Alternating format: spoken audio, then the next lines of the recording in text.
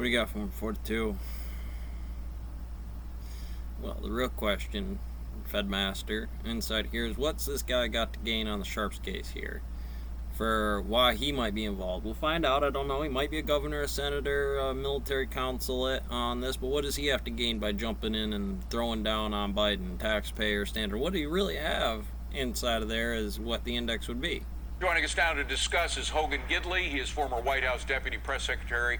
And your press Paige secretary Willie, former White House on what it does, political fair affairs enough, advisors. comes in to Good be to talk to you 100% about. We'll this talk by about what? Twitter in a second. Requisitions, and then Hogan, walk me through the valley, would you? Really tough issue I got to talk about. I mean, when if the United anything on States yours is on there should be fine, fair game. You should be able to speak your mind, policy press crisis, secretary. we usually come together In and terms unite of behind what that the information commander-in-chief. becomes That's been the is pretty history intense. of the United States from the beginning, hard and it's word. been very helpful Shouldn't have been. to the United States. Now we have a different situation. No we have reason it so should have come many up. unforced errors leading up to today's So we need those numbers. awful This is situation where that memo we saw turned the around death on the other end of at that, least and a this dozen opportunity to pull service through, people. play president.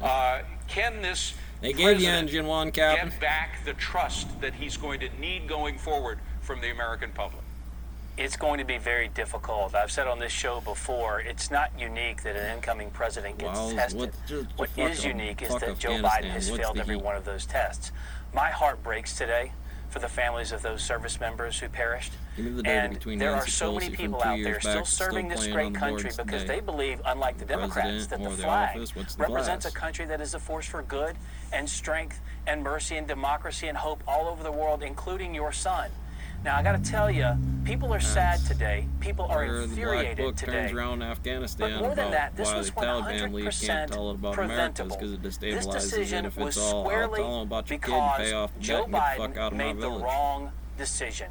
People have died. We have left Americans stranded over there, not to mention those who have helped our citizens through all of this. Why are you in? I mean, it's like there's one thing in the business on market. the Why are you in Taliban, China's top of mind when I get got us some of my out? own? Remember this. You know, We're it's just my own. I sharing mean, it's now like, so you into sensitive, huh? information with them, intelligence with them, in hopes they will be the ones to protect No American offense, citizens. Alabama. I the wish you ones the that best Joe with your Biden, people. Well, he was going In to try and your make September Wolfpack 11th the cherry GameStop, on top and say, we got out on the AC, day or they attacked us. AMC, Look at how great and how smart I Pyramid, am. Oculus. Instead, we're now relying on those who facilitated Oracle, the excuse attack me, that killed not Oculus, 3,000 Oracle Americans stock. to get our Americans Being out now. The whole thing pillar, is or disgusting. the tower Now, by the Paige, standard. we The add reason the 12 tower Americans comes up in to that conversation list so often in of historical Taliban, model on the Mayan or at hygienic least clock, terrorists because within usually Taliban comes controlled with area some that are responsible for killing these Americans. look at Same all question, that's a though, big to you. drop We in have the the president flat coming out in about plateau 15 or minutes. the Of course, mountain pushing he's up the been known to hill, delay these being graphmatical press glass conferences, but of stock what is region, going and on cows out inside the there, White or House? kids You with know soccer how balls the and a puppy dog. communications Maybe department some works stoner there, running around out there as on does Times Hogan. Square, What are but they telling most the things are president fine to do until to things say? are not fine.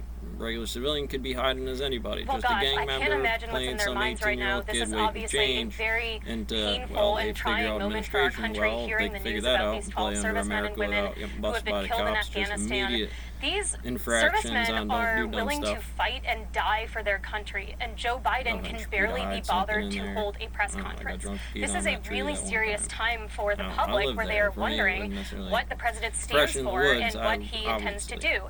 He has squandered the credibility that President Trump built up by articulating very clearly and seriously that he will always defend the interests of this country, that he will always defend the people of this country. And Joe Biden, as I say, has squandered that, and people cannot depend on that anymore, and it makes foreign adversaries and foreign enemies look at our country and wonder what weaknesses they can exploit. Additionally, Joe Biden has empowered known failed bureaucrats such as Lloyd Austin, who failed to recognize that ISIS was a very severe threat during President Obama's presidency. And out of all the he time I could care, empowers I'm his here to staff do a who lie to the psychology public. job on this. What fixes it from your They're very position when I ask cavalier for about glass? these Of very course they serious wouldn't, and issues. this They is the throw office, tantrums but when the press doesn't cover them the way they feel they're entitled to.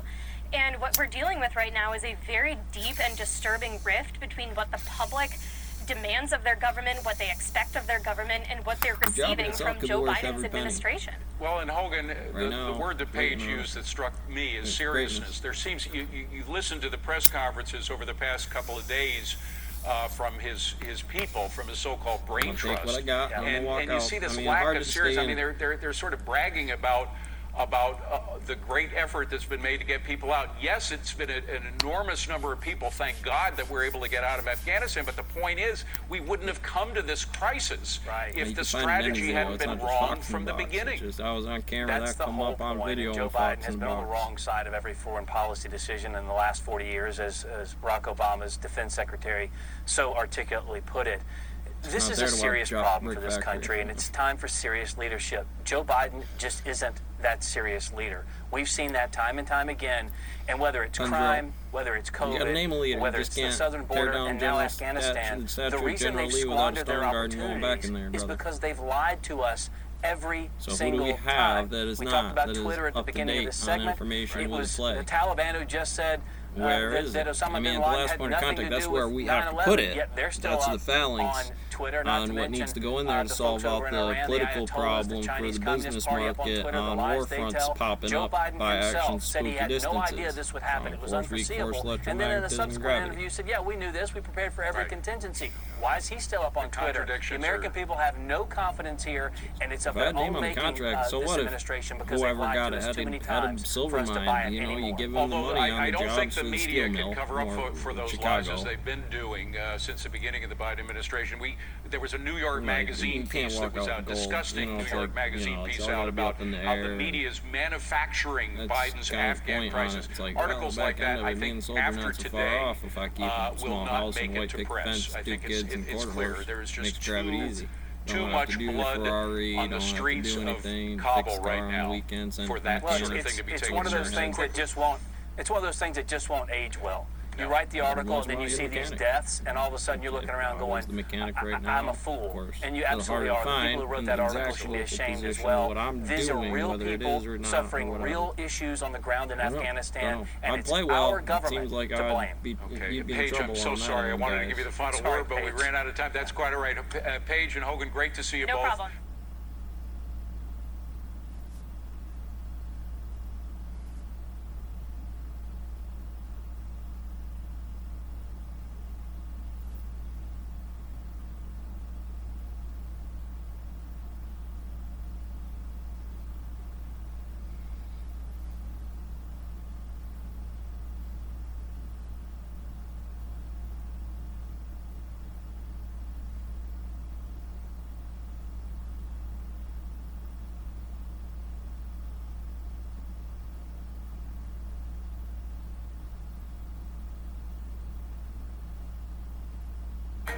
Most of us won't break a world Oh, good, we're still recording. record, Goody.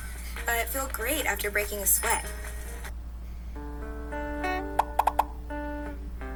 From yesterday, Anton. Well, this is from 3 years ago, but Anton covered it really super comprehensive. I'm talking like, I wish Discovery Channel's, what is it, Alien, whatever it is there. Experts translated this 3,700-year-old tablet, and the discovery they made is rewritten history. With the one stone works that they did. At Australia's University of New South Wales, a team of academics is poring over a slab of ancient clay. Slowly, they come to a shocking realization about the rows and columns etched across the surface, and it's a revelation that will change everything we think we know about mathematics. The story begins back in the early 1900s when American archaeologist Edgar Banks was exploring an area that today is part of southern Iraq. As a lover of antiquities, Banks spent much of his career from my position, buying up ancient artifacts during the dying days of the Ottoman Empire. I'm not gonna have a choice. In fact, Banks was so fascinated by treasures from the past that some have speculated he may have been the inspiration for George Lucas's fictional archaeologist Indiana Jones. And at the beginning of the 20th century, he made the discovery that would make him famous. It was around this time that Banks came into possession of a strange tablet.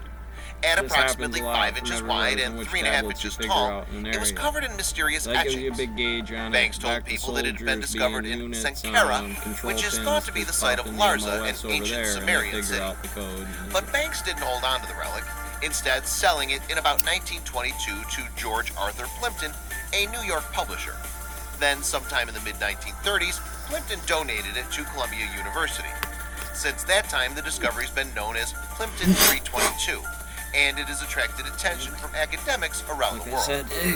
Created some 3,700 years ago, the tablet originates from a time when the Babylonians ruled Larsa. An ancient people that thrived in central southern Mesopotamia, they left many relics scattered around what is now modern-day Iraq. Considering the era, the Babylonians were an incredibly advanced civilization. The problem with in fact, they've been credited with inventing many objects still used in modern times, such as the cedar plow and blazed bricks. On top of that, they're thought to have been pioneers in astronomy, medicine, and literature. Additionally, the Babylonians are known today for their impressive grasp of mathematics. So when experts interpreted the scratches and lines in Plimpton 322 as rows and columns of numbers, many scholars came forward in an attempt to interpret the find. However, the true meaning of Plimpton 322 remained elusive. Then Dr. Daniel Mansfield from the University of New South Wales School of Mathematics and Statistics stumbled across an article about the tablet while preparing a lesson for his students. Intrigued, Mansfield teamed up with Dr. Norman Wildberger, an associate professor at the university. Soon they realized that the inscriptions on the tablet bore similarity to Wildberger's work on trigonometry, as laid out in his book, Divine Proportions, Rational Trigonometry to Universal Geometry. Simply put, trigonometry is a type of mathematics that deals with the relationships between the angles and lengths of triangles. Thought to have been invented by the ancient Greeks, the method has many practical uses that have helped mankind to understand the world around them over the years. For example, trigonometry allows geographers to calculate distances and astronomers to measure how far away the stars are. It's used to help cars, airplanes, and ships to navigate, as well as in a multitude of modern disciplines such as meteorology, architecture, and computing. In 2005, Wildberger released his book, in which he laid out his ideas for a new form of trigonometry, dubbed rational trigonometry. It was a radical approach that did away with many of the method's traditional concepts. However, Wildberger's ideas were largely dismissed by mainstream mathematicians. Nonetheless, Wildberger and Mansfield believed that Plimpton 322 was a reflection of these same ideas. With 4 columns and 5 rows, the tablet appeared to record numbers using what's known as a base 60 system, instead of the base 10 that we use today. According to experts, the tablets contain special numerical patterns known as Pythagorean triplets. Generating these values, however, would apparently have been a long and arduous task.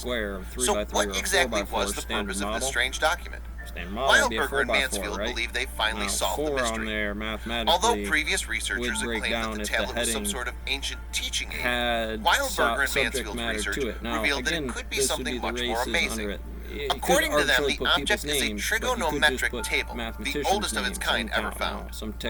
Our research reveals that Plimpton 322 describes the shapes of right-angled triangles using a novel kind of trigonometry based on ratios, not angles and circles. Mansfield told UNSW Newsroom in August of 2017. It's a fascinating mathematical work that demonstrates undoubted genius. What's more, the tablet predates Hipparchus, thought to be the father of trigonometry, by over 1,000 years. And not only do Wildberger and Mansfield believe that Plimpton 322 is the world's oldest trigonometric table, but they assert that it's the most accurate too. Yes, as Wildberger and Mansfield consider the base 60 system to be better at dealing with exact fractions, they claim that the calculations on the tablet involve less guesswork. As a result, then, this 37-year-old discovery could be a revelation for modern mathematicians. This is a rare example of the ancient world teaching us something new, Mansfield told the Daily Telegraph in August of 2017. Moreover, Wildberger and Mansfield believe that when the tablet was created, it could have had many uses in fields such as surveying and architecture. For now, though, it sits in safekeeping at Columbia's University Rare Book and Manuscript Library in New York. But if the mathematical duo are to be believed, this is only the beginning of what could be a very important new chapter in academic thinking. The mathematical world is only waking up to the fact that this ancient but very sophisticated mathematical culture has much to teach us, Wildberger said. Please share this video with your friends below.